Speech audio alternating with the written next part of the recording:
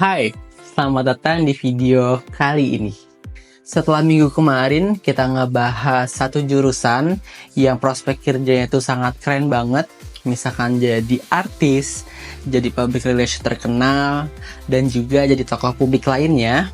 Dan kali ini kita bakal ngebahas sebuah metode berkomunikasi yang secara nggak sadar nih sering kita gunakan. Misalkan kayak kita berkomunikasi di talk dengan keluarga, misalkan kita curhat dengan sahabat, dan juga bahkan saat kita ngobrol dengan pasangan. Yap, kali ini kita bakal ngebahas metode komunikasi interpersonal. Nggak perlu berlama-lama lagi, let's check this out.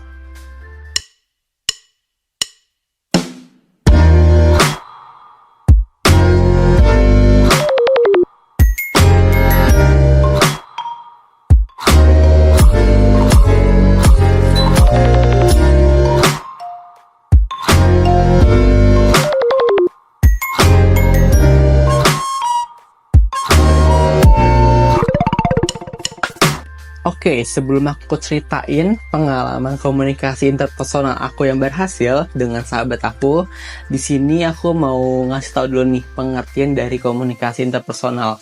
Karena mungkin beberapa teman kita dan juga beberapa penonton baru masih belum tahu apa itu komunikasi interpersonal. Kalau misalkan secara arti sempit, komunikasi interpersonal itu adalah komunikasi antar pribadi. Yap, kalian nggak salah dengar, komunikasi antar pribadi.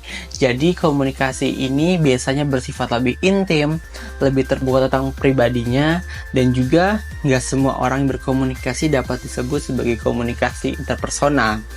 Nah, kalau menurut Hayes, komunikasi interpersonal di sini merupakan sebuah proses komunikasi antara dua orang atau lebih secara tatap muka, yang memungkinkan komunikator dan juga komunikan dapat menanggapinya secara langsung dan komunikan dapat menanggapinya secara bersamaan. Oke, let's we talk about komunikasi interpersonal yang pernah dan juga sering terjadi pada diri aku sendiri. For your information, sebenarnya aku dan juga sahabat aku ini sudah berteman lama ya. Dan juga mungkin kalau misalkan bisa dihitung-hitung, mungkin udah 9 tahunan. Karena kita sudah berteman dari awal mula kita masuk di SMP atau bangku sekolah menengah pertama. Nah, di sini kita berteman awal mulanya sih secara nggak langsung.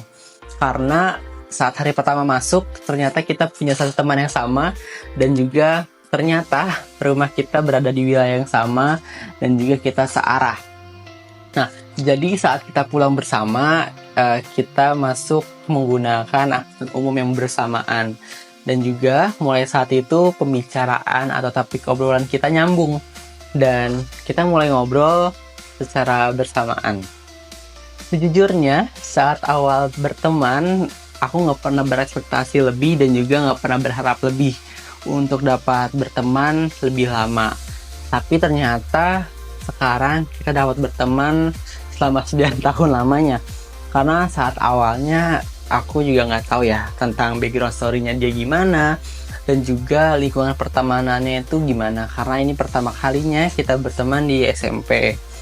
Long story short, semenjak kita lulus dari SMP, saya mengira nih kalau misalkan ternyata pertemanan kita bakal ngejauh atau bakal ngerenggang. Nggak kayak pertamanya. Tapi ternyata saya salah. Karena jarang bertemu dan juga jarang berkomunikasi secara langsung, membuat kita menjadi lebih dekat. Tapi bukan dekat secara real atau langsung. Di sini kita makin dekat melalui digital, atau khususnya melalui WhatsApp. Pada zaman itu, setelah kita lulus dari SMP adalah zaman-zaman COVID-19 merebak. Nah, di sini kita banyak ngebahas topik-topik hal yang randomly di WhatsApp. Misalkan kayak kita mau nih nyari tempat main baru untuk kita datengin setelah COVID-19 selesai. Dan juga di sini ada topik yang sangat-sangat random. Kita mencari tempat-tempat hidden gem yang ada di wilayah kita yang bakal kita samperin setelah COVID-19 selesai nantinya. Nggak cuman topik-topik random itu aja, tapi juga kita sempat deep talk tentang karir kita ke depannya, planning 10-15 tahun ke depannya kita bakal kayak gimana, Dan juga kita pernah ngeplan nih tentang rencana rumah kita yang bertetanggaan, dan juga planning tentang pernikahan kita jika nanti jodohnya sudah ada. Sejujurnya, sahabat saya ini adalah orang yang terbuka atau orang yang open-minded. Dan juga dia juga seorang yang pendengar baik, dan dia seorang listener. Jadi suatu waktu saya pernah melakukan sharing ke teman saya ini atau sahabat saya ini tentang timeline kehidupan saya, dan juga sahabat saya ini sangat terbuka tentang timeline yang sudah saya buat. Padahal topik yang kita bahas saat itu adalah topik yang agak sensitif, misalnya kayak topik pernikahan di umur berapa, dan juga topik tentang rumah tangga nantinya bagaimana. Selain itu, sahabat saya ini juga adalah salah satu sahabat yang sudah dekat banget sama saya. Jadi saat kita ngebahas hal-hal tersebut tuh, jadi kita udah gak canggung lagi. Dan juga semua topik yang kita bahas saat itu kayak ngalir aja, gak ada hal-hal yang dirasa canggung atau kiku antara kita dan berdua. Sebenarnya saat awal saya berteman dengan sahabat saya ini, saya tidak pernah menemukan teman yang bisa membuat saya sharing ini saat bercerita. Karena semua hal ini terjadi begitu saja, dan saya melakukan ini karena saya merasa kita tuh sudah sama-sama dekat, jadi kita tuh udah sama-sama terbuka. Kalau misalkan ke orang yang baru, yang notabene-nya belum tahu luar dalamnya kita, dan juga belum tahu sifat aslinya, mungkin kita tidak akan sharing ini. Selain itu, sahabat saya ini juga sebagai seorang pendengar yang baik atau seorang listener, dia juga tipe orang yang saat saya bercerita tuh merasakan excited yang sama. Jadi misalkan saya cerita tentang keseharian saya, dia excited. Nggak cuma saya doang yang excited tentang cerita saya. Dan juga jadi saya sebagai komunikator yang bercerita juga merasakan chemistry yang sama dengan pendengarnya, yaitu teman saya ini. Jadi saya nggak merasa senang sendirian, tapi saya merasakan kesenangan ini dirasakan oleh kedua belah pihak, yaitu saya dan juga teman saya ini. Nah, ada di suatu waktu saat saya nggak ada kegiatan dan juga dia sudah tidak ada kegiatan, atau kita memiliki sama waktu yang free time, dan kita memutuskan nih untuk jalan-jalan keluar untuk mencari refreshing di luar. Dan sepanjang perjalanan kita tuh kita sharing banyak banget hal-hal dan juga banyak banget topik-topik baru. Dan mungkin sepanjang perjalanan itu kita nggak merasakan waktu yang berlalu begitu aja. Saat kita selesai bermain atau saat kita keluar dari tempat kita bermain, ternyata sudah malam dan juga waktu itu sudah agak larut. Mungkin ini karena kita memiliki chemistry yang kuat, jadi topik yang kita bahas juga cukup banyak. Jadi kayak topiknya ngalir aja gitu. Dan seseru itu saya untuk bercerita kepada teman saya ini. Oke, kalau misalkan ditanya ada nggak sih konflik yang pernah terjadi antara kita berdua?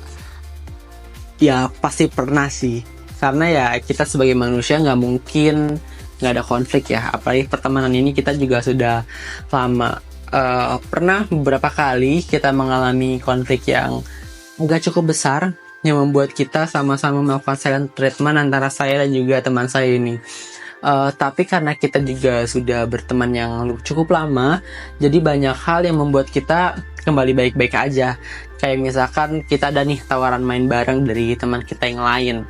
Jadi ya mau gak mau secara terpaksa kita harus berbicara satu sama lain. Karena kalau misalkan kita silent treatment juga di saat bermain dengan yang lain, akan membuat teman kita kayak bertanya-tanya, kenapa sih kok begini? Kok kalian diem-dieman aja gitu? Kayak bakal nimbulin konflik baru di antara teman pertemanan kita yang lainnya juga.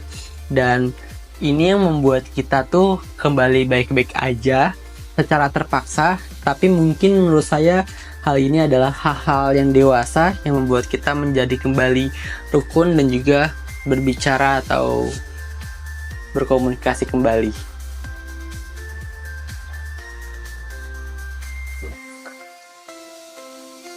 Sebenarnya saat konflik yang tadi sedang berjalan, kita tuh melakukan silent treatment itu untuk menenangkan diri sendiri kita masing-masing gitu. Karena dengan kita silent treatment mungkin bisa mengeluarkan ego kita masing-masing dan juga kita dapat berdamai dengan diri kita sendiri. Jadi kita keep untuk diri kita sendiri, kita berpikir positif, kita menenangkan diri sendiri, baru kita berbicara dengan sahabat sayang ini. Mungkin ini adalah cara yang kita miliki dan kita lakukan ketika sedang ada masalah. Karena setelah masalah selesai, kita kembali baik-baik aja dan juga kita kembali berkomunikasi selayaknya tidak terjadi apa-apa di awal. Oke, mungkin itu tadi penjelasan dari aku tentang komunikasi interpersona yang pernah dan juga baru beberapa waktu lalu aku lewatin. Untuk teman-teman semua yang sedang menonton video ini, aku mau berpesan nih untuk kalian semua untuk kelola pertemanan kalian. Mungkin bagi beberapa orang untuk mendapatkan pertemanan atau mendapatkan orang baru di hidupnya adalah hal yang mudah. Tapi bagi saya sendiri, hal yang paling sulit adalah mengelola pertemanan yang sudah lama. Karena kita semua akan nyaman bercerita dan juga bertukar sudut pandang. Selain itu juga kita mudah untuk terbuka ya, hanya dengan orang yang sudah kita kenal lama. Dan aku pernah dengar nih, ada satu quotes yang agak deep tentang pertemanan ini. Good friendship involve an understanding that life can be busy and complicated. Dan terima kasih kepada teman-teman kalian yang sudah paham dengan kesibukan kalian dan juga paham dengan sifat-sifat jelek yang kalian punya. Karena low maintenance friendship is a mature friendship. Bye!